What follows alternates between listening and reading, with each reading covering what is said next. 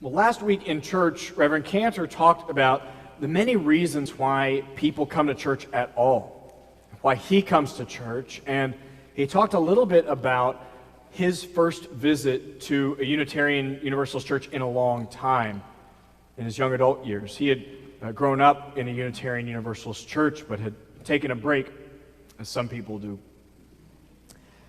And I thought I would start today's service about the basics of who we are by telling you what I encountered the first time I came to a Unitarian Universalist church. I've been born into a nominally Protestant family. We went to a Methodist church in Grand Prairie. I was baptized in a Southern Baptist church of my own choice. And I left the church for some time after that and didn't think I was going to come back. So I was surprised when I found religion again in college. I was attending Austin College, a Presbyterian liberal arts college in Sherman, Texas, and I had entered with dual degrees in philosophy and religion and theater, and I had entered college as a fundamentalist atheist. I was certain there was no God, not for me, you, or anybody else. I didn't like the word and thought religion was for people who needed a crutch and couldn't use their intellect. I came in with some bias and a lot of ego, arrogance, and ignorance. I thought I was going to be the first atheist Christian theologian. I would tear it apart from the inside. Funny thing is, about people who really care one way or the other about something, usually means it's important to them. And it ended up being important to me. In my theater work, I was participating in a play called Corpus Christi, written after Matthew Shepard was killed, and it portrays the person of Jesus as a gay man in Corpus Christi, Texas in the 1950s. Under the question, whom do we crucify now? I got the role of Jesus. And the repeated experience of entering the narrative of someone in a community who would give up their life for a cause of radical inclusion made me start to question the kind of things I had thought and said about religious people. It made me approach with a lot more humility the kind of ignorance and arrogance that I had used in my own bias. And that was what was on my mind when I was talking to my theater professor about religion at the cast party for this show afterward. And she said, "Well, you sound just like a Unitarian. You should come to my church." And I said, "I do not go to church." She said, "Well, just try once." I went to her church, which was a lay-led Unitarian Universalist congregation. They didn't have a minister. It was about 40 people, and they rented a room that was a classroom in the Presbyterian church across the street from my college. So I got up the courage to walk that 50 feet across the street and go into their worship service one afternoon, and when I got there, I opened the door, and it was 40 of my college professors. And me. And I thought, oh, there's something about this place. The person at the door was Scotty Johnson, who greeted me that day, a woman who's been a member of our church now in an odd role reversal. She became a seminarian and has now completed seminary. She was a member here. But Scotty was the greeter at the door of the church that day, handed me my first order of service and welcomed me in, and then afterward did what I thank her for doing. She treated me like I was real. She didn't think that I was some college student who wouldn't have commitment, time, money, or passion. She said, "I'm glad you're here. And if you want to stay involved in this lay-led Unitarian Universalist fellowship, well, first we're going to go clean the dishes, because that's church. And nobody cleans your dishes for you at church, so let's go." I went to the kitchen, and as we were washing dishes afterwards, she said, "Oh, also, there's an adult education class that you're supposed to go to after this. I'll see you there." She told me, "If you do get committed and join here, we expect you to pledge, something that actually feels generous." And then she said, "Also, we're lay-led. That means you're probably going to preach this year."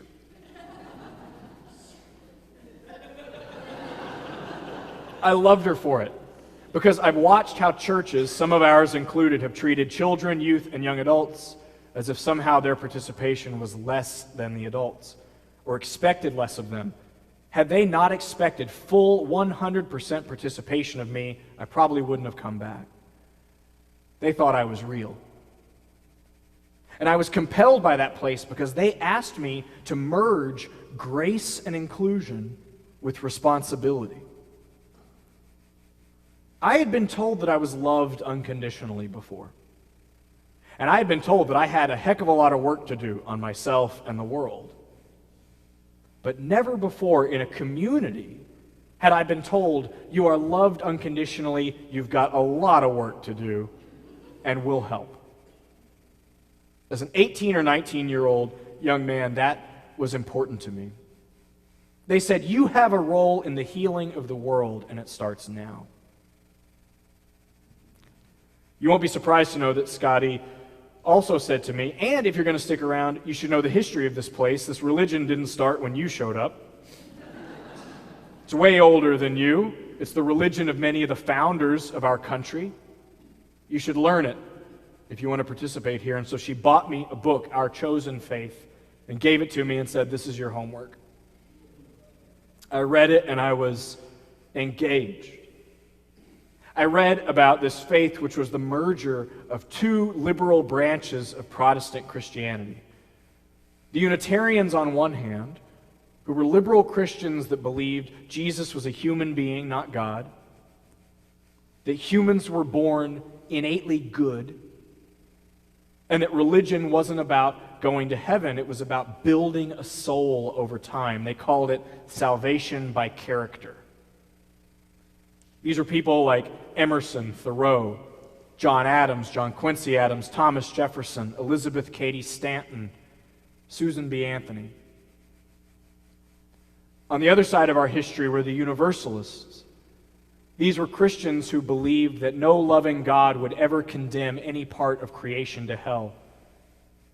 One famous Universalist, Hosea Ballou, said that in the relationship between God and people, God is not the dissatisfied party. Religion wasn't about getting people into heaven, but getting heaven onto the earth. The Universalists said you had better get to loving your enemies right now, because you are going to spend eternity with them in heaven. They believed in radical acts of inclusion, kindness, justice, and love. And in 1961, those two groups joined and became Unitarian Universalism, a non-creedal, covenantal, participatory faith with its roots in the Christian tradition, but which looks for wisdom in anywhere we can find it. Now, there are some people in our faith who have lived lives that impacted who we are so much that it's hard to talk about this place without talking about them. Emerson's one of them. Now, the story we tell about Emerson often in this faith is that he was kind of a cranky intellectual critic who offered his critique of the church and then walked away. It's not entirely true. Emerson was born in 1803, right when Unitarianism was on the rise, a historic rise in our culture. Something called the Unitarian controversy was happening at Harvard. The president of the seminary, the president of the university, and major chairs were elected to those positions, and they were all Unitarians. It was a problem for the status quo, and it was called the Unitarian controversy. These Unitarians are taking over Boston. Emerson was born. His parents, his dad, was a Unitarian minister. His grandfather was the minister of a Unitarian church. His grandfather, William Emerson, was the minister of First Parish in Concord, Massachusetts during the Revolution. He watched the shot heard around the world out of his window, and he called it the Battle of My Backyard. So Emerson's kind of stuck in this life as a Unitarian minister from the get-go. He goes to Harvard and then to Harvard Divinity School, and he starts his job at Second Church of Boston. Right after he starts, his wife, Ellen, she's 18 years old, they're newlyweds. She died of tuberculosis within about 2 years of their having been married. And he takes it really hard. He says in his journal, a year after she died, that he went to her tomb, opened the casket, to see her body and prove that she wasn't alive anymore. The year she died, he quit the church. He quit being a minister. He said in his journals, "I've come to the conclusion that to be a good minister, I have to leave the ministry." And in his resignation letter to the church, he told them that it was about communion, the ritual of the Lord's Supper, bread and wine. He said, "These are empty rituals. They don't mean anything, and I can't do them with integrity anymore." He was pretty blunt. Later, he goes on to become one of the most famous people in the United States, the equivalent of a rock star. Writers and ministers got to have that back then. And he goes and he's invited to give the graduation address at Harvard Divinity School. And he's looking out among a few dozen people who are about to take jobs in Unitarian churches, and he offers one of the most scathing critiques of our religion ever uttered. He says the religion is corpse cold, that this over-intellectualized group of people are arguing over literal translations of the Bible, believing that miracles either happened or didn't, and if you think that's the question, you're missing miracles. He said Jesus was important because he knew he was a son of God, and so are you. A child of a holy, infinite spirit that moves throughout all creation. And then he really trashed a prominent preacher in the area. So that everyone knew what preacher Emerson was talking about in that divinity school address. Because everyone knew where he went to church. It was like if Oprah went to your church. Everybody knew, and they knew what minister he was talking about too. He's not invited back to Harvard for 30 years. Now, we often tell the story of this guy, one of the most central founders of what it means to be a UU today. Unitarian Universalism looks a lot more like what he would have asked for than the religion he was critiquing. We tell this story that somehow he got upset, offered his critique, picked up his marbles, and walked away. But that's not the case. How does he know what that preaching was like in the church? Unless he was in the church. We know that Emerson, after he left the ministry, before he delivered the address, and after, attended the First Parish in Concord, that very church where he hated the preaching, week after week. His family owned a pew, as all families, wealthy families did. Back in that day, you bought your pew, kind of like you bought your house. The rich people sat up front. It was an honor to sit up front back then. The rich people sat up front and they bought their pews, and the people of color and the poor sat in the balcony. Even though many of our churches advocated for abolition, they were not integrated in the 1830s. Not most of them. And so Emerson made a statement every Sunday by buying his pew but leaving a seat empty and sitting in the balcony with people of color and with the poor, week after week. So what I see in his life is not the value we give him of, oh, you're supposed to be a rugged individualist and think what you think, and to heck with anyone else, and I'm out of here if you don't agree. This was a guy who did the exact opposite. He said, I have to keep my integrity as an individual, and yet I know that this religion is a lot bigger than my opinion. I'm one of the most famous people in the world, and I'm still going to show up.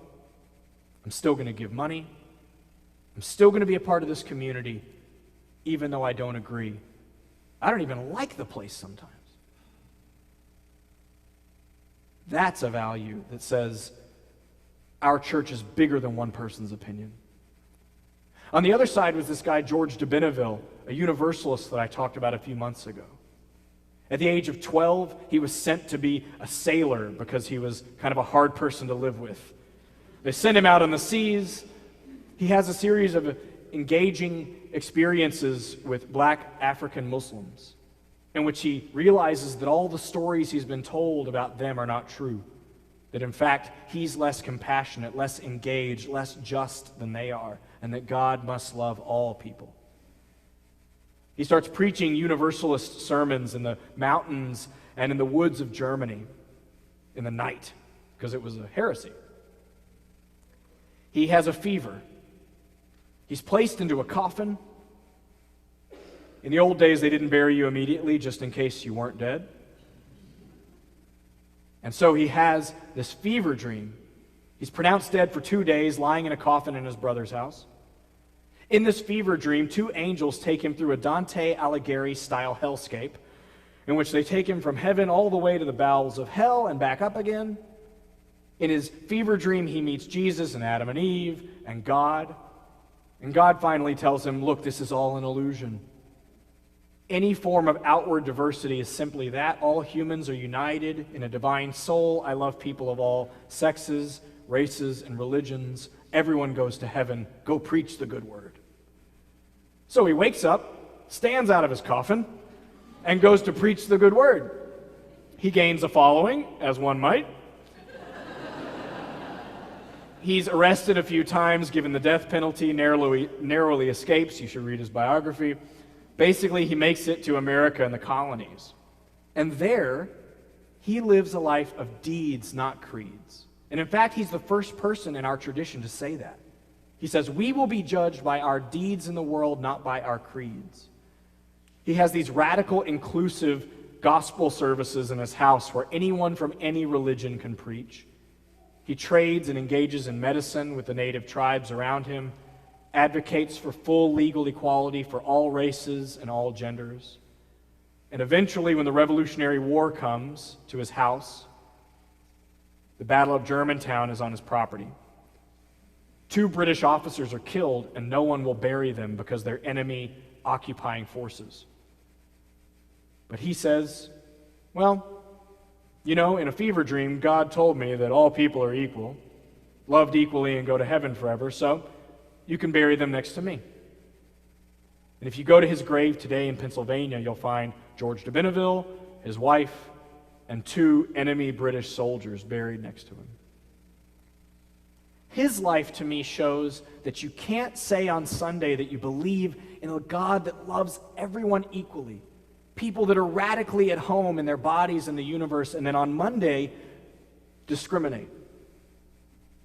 It says that you can't talk about love and justice and then be really cruel to one another in a classroom after church. That our actions will be how we're measured and not what we say we do or don't believe. So people like that handed us this religion that's now a covenantal church and not a creedal church.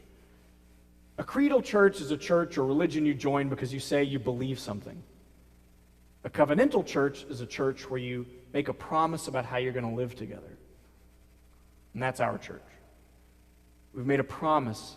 Every week we say, thus do we covenant with each other. Now, when you talk about this place to others, I would suggest that instead of saying what we're not, which some of you might have done, or giving your personal opinion as if that was what Unitarian Universalism was, which is also tempting, I would suggest talking about how this free covenantal faith challenges you to be a different kind of person. It would be like if you went to an Italian restaurant and the waiter came to the table and said, good news, I'm not going to serve you Mexican food while you're here today. You'd be confused. He would say, I know you've had bad experiences with Thai food before, and so I won't mention Thai food, nor will I serve it to you while you're here. You'd be confused. And yet often when we describe Unitarian Universalism, we begin by telling people all of the things we won't say or do. It's confusing. To describe this place with our personal opinions is kind of like describing America on your political beliefs. If someone asked you from a foreign country, tell me about America, and you said, I'm a Democrat, I live in East Dallas, I love baseball and ice cream, they would say, well, that's interesting, but I don't know anything real about America.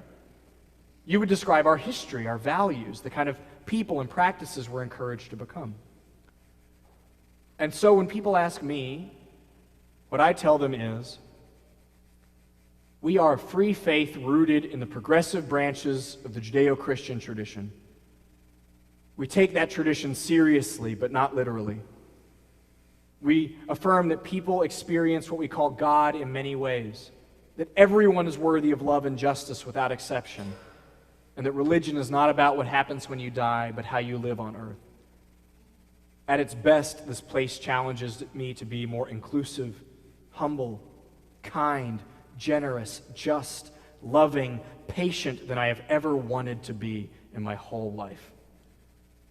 We have 2 services on Sunday, 10 and 11:30. You're welcome to join me. If you want to participate here, chances are you're going to hear some version of what Scotty Johnson told me. You are good, perfect in the eyes of the holy, worthy of as much love as we can muster, and you have serious work to do on you and the world. You're going to be challenged in this place to sing words and hymns you don't believe because the person next to you desperately needs to hear them today.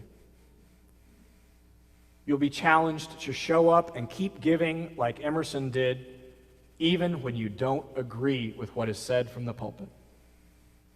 Because you only agree with what's said every Sunday in a creedal church, not a covenantal faith. If you take this place seriously, it can and will change your life. You'll be challenged to be more patient, humble, kind, loving, generous, accepting, just, and giving than you ever thought was possible. I know it because it's happened to me. May it be so for you. Amen.